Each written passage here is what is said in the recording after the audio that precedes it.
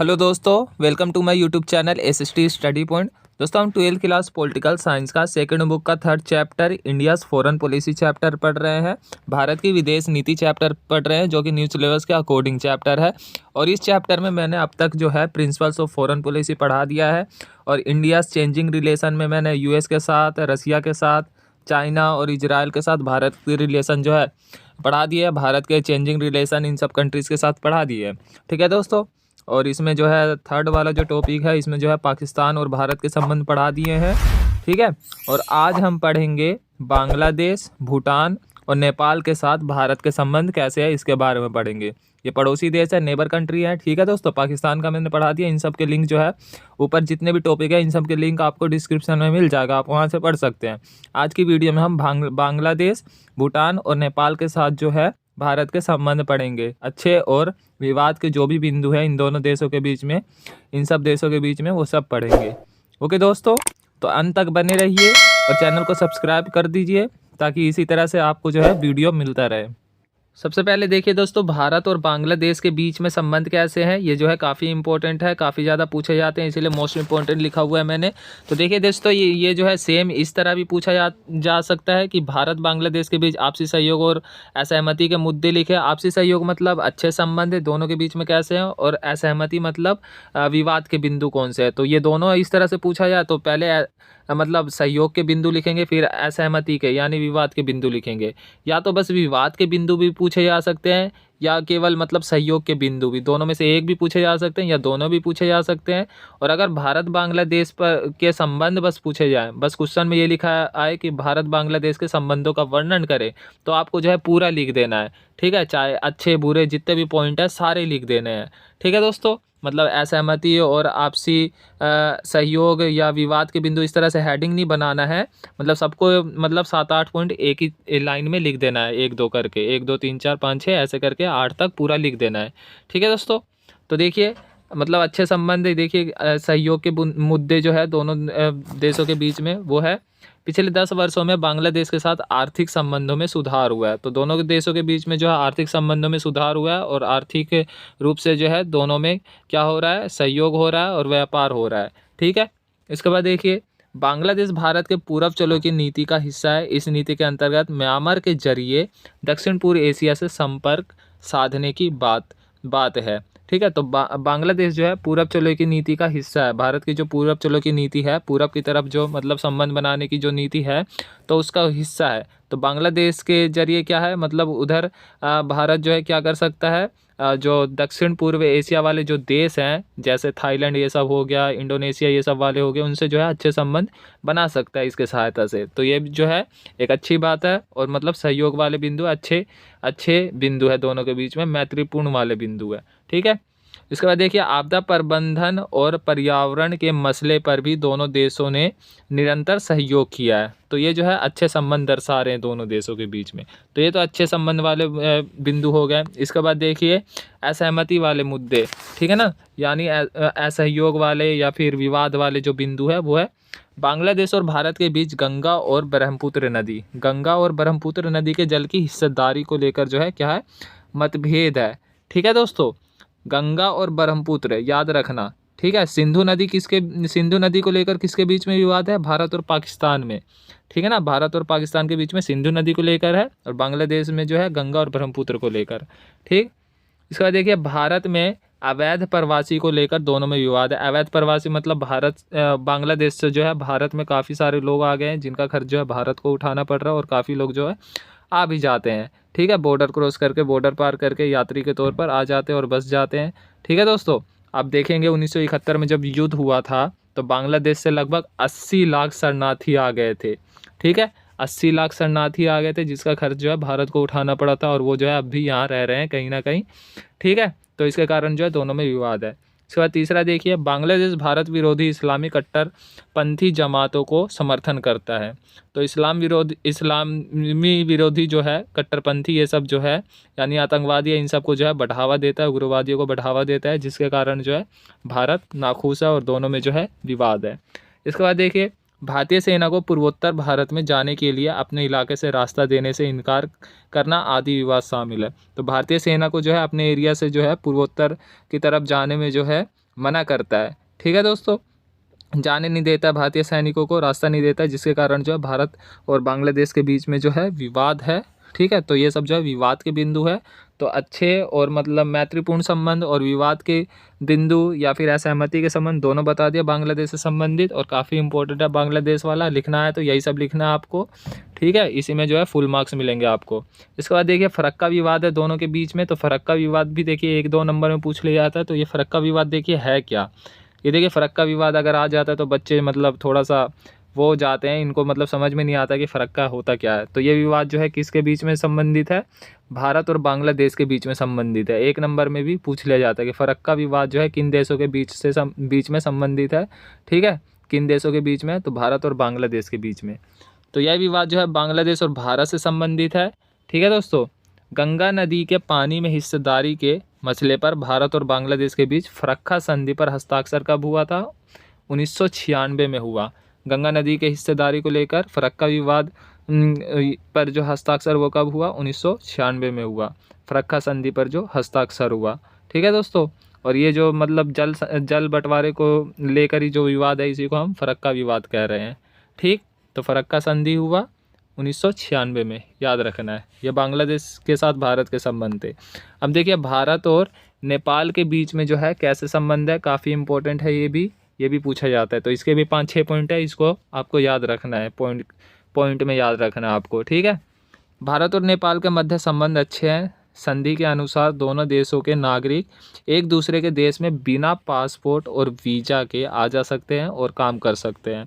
तो अगर आप देखेंगे तो भारत में भी जो है काफ़ी सारे नेपाली लोग जो है यहाँ रहते हैं और काम करते हैं। आप देखेंगे कि ये मोमोस वाले बंदे हो गए, मोमोस वाले जो काफ़ी देखेंगे आप। ठीक है, अगर आप उनसे पूछोगे कि मतलब वीज़ा से आए हो या पासपोर्ट से, तो मतलब उनके पास वीज़ा पासपोर्ट होगा ही नहीं, ऐसे ही होंगे वो, क्योंकि भारत और नेपाल के बीच में जो है संधि हुआ है।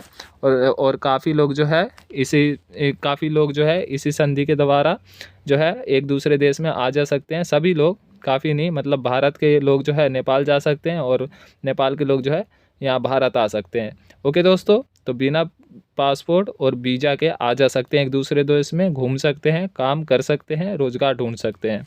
ठीक है, तो ये जो है दोनों देशों के बीच में जो है अच्छे संबंध स्थापित हो रहा है, अच्छे संबंध दर्शा रहा है। ठीक है, दूसरा देखिए BP Koirala India Nepal foundation. ठीक है, बीपी कोइराला जो है यहाँ के प्रधानमंत्री थे।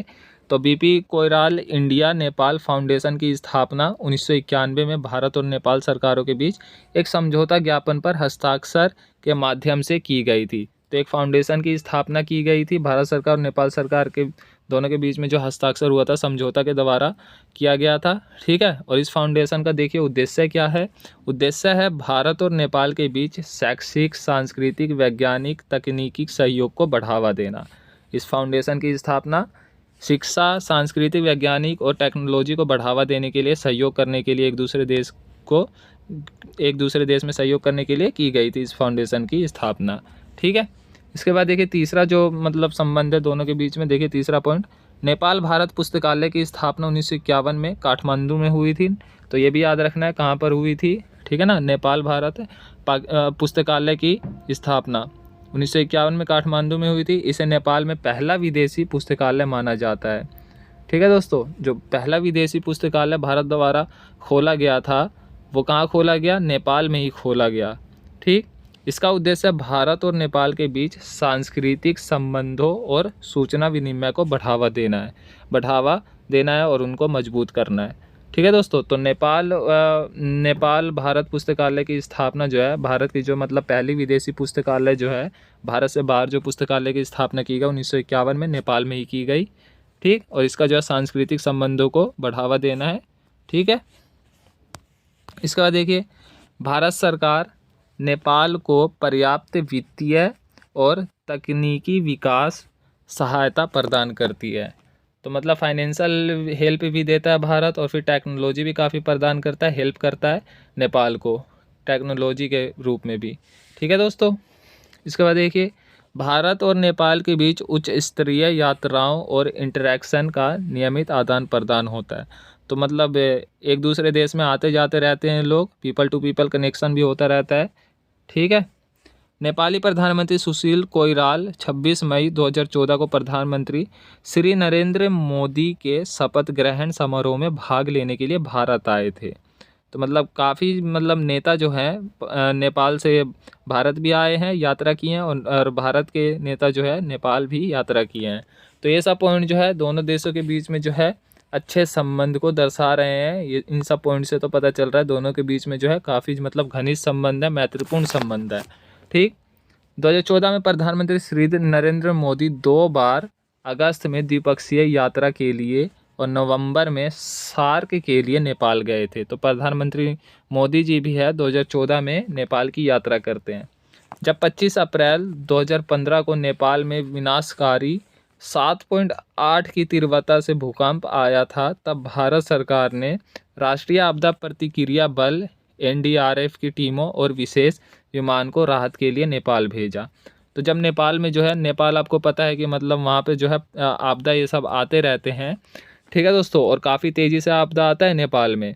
तो नेपाल में जब आपदा आया तो भारत सरकार द्वारा जो है अपने जो मतलब राष्ट्रीय आपदा प्रतिक्रिया बल जो है भेजा गया ताकि उनकी सहायता की जा सके, जो मतलब इमरजेंसी में ये सब जो है सहायता करते हैं, ठीक है, लोगों की। तो इनको भेजा गया, ठीक है, और विशेष विमानों को भी भेजा गया ताकि नेपाल की सहायता की जा सके। तो भारत और नेपाल के बीच में जो है काफ़ी अच्छे संबंध है, ठीक है, और ये सब पॉइंट जो है काफ़ी अच्छे संबंध को दर्शा रहे हैं, महत्वपूर्ण संबंध को दर्शा रहे हैं। तो इन 6-7 पॉइंटों को याद कर ले। 6 नंबर में आया तो 6 पॉइंट लिख दे, 7 पॉइंट लिख दे, पूरे 6 नंबर मिल जाएंगे आपको।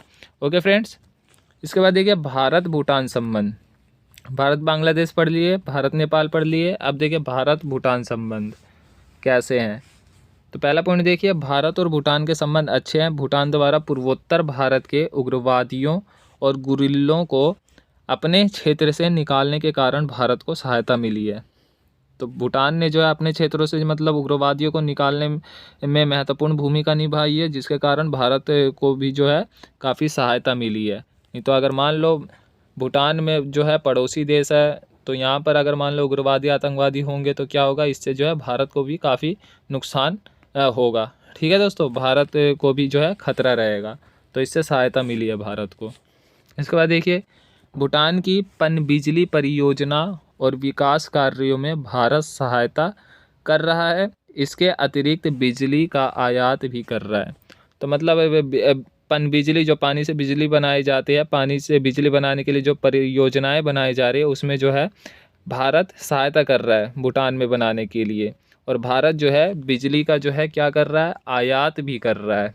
ओके दोस्तों, जिससे जो है भूटान को काफ़ी फ़ायदा हो रहा है। तो अच्छे संबंध दर्शा रहे हैं दोनों के बीच में। इसके बाद देखिए तीसरा पॉइंट, भारत भूटान की पंचवर्षीय योजना को वित्तीय सहायता भी प्रदान करता है। उदाहरण के लिए भारत ने भूटान की 12वीं पंचवर्षीय योजना में 4500 करोड़ रुपये विज्ञापन किए।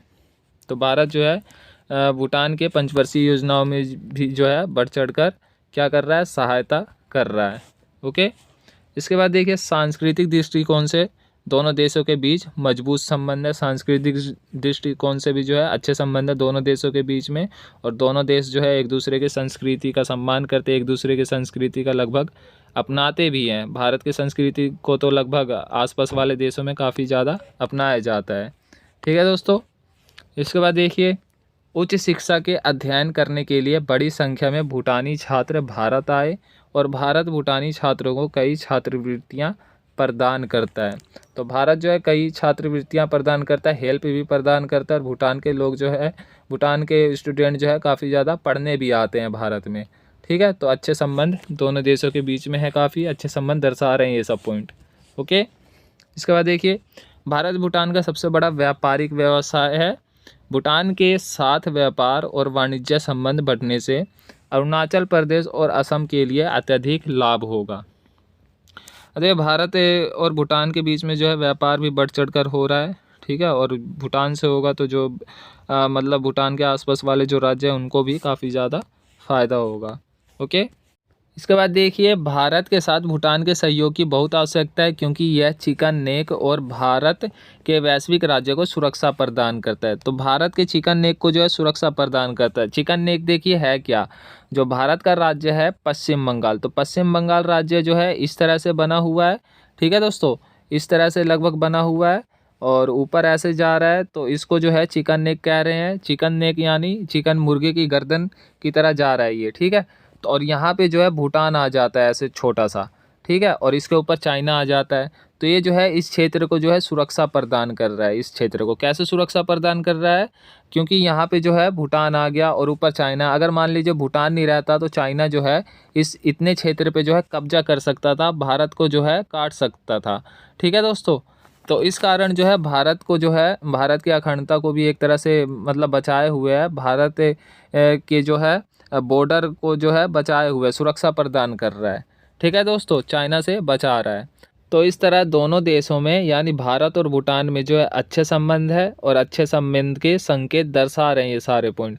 तो इन सारे पॉइंट्स को जो है आप अच्छे से याद कर लें। अगर लिखना है भारत भूटान संबंध तो यही सब आपको लिखना है। ओके दोस्तों, नंबर जो है आपको पक्के मिलेंगे, कटने के चांस नहीं है। काफ़ी अच्छे तरीके से लिखे हैं मैंने इन सबको और काफ़ी अच्छे से आपको बताने की कोशिश कर रहा हूँ मैं, ठीक है दोस्तों। तो आज के वीडियो में हमने जो है बांग्लादेश, भूटान और नेपाल के साथ जो है भारत के संबंध पढ़े। आई होप कि जो है आपको अच्छे से समझ में आ गया होगा। आप जो है अपने नोटबुक में इनको जो है सेम टू सेम उतार लें, ठीक है दोस्तों, और सेम टू सेम याद कर लें। और अगर क्वेश्चन आए इन पर तो आपको जो है इसी तरह से लिखना है, पॉइंट में इसी तरह से लिखना है, यही सब शब्द जो है समझकर लिखना है, ठीक है दोस्तों। आई होप कि जो है आपको वीडियो में समझ में आ गया होगा, ठीक है, ये सब टॉपिक। तो दोस्तों अगर वीडियो अच्छी लगी तो वीडियो को लाइक करें, कमेंट करके बताएं, और अगर आप नए हैं तो चैनल को सब्सक्राइब जरूर कर दें ताकि नई वीडियो जो है सिलेबस से संबंधित सबसे पहले आपके पास पहुंचे। Okay friends.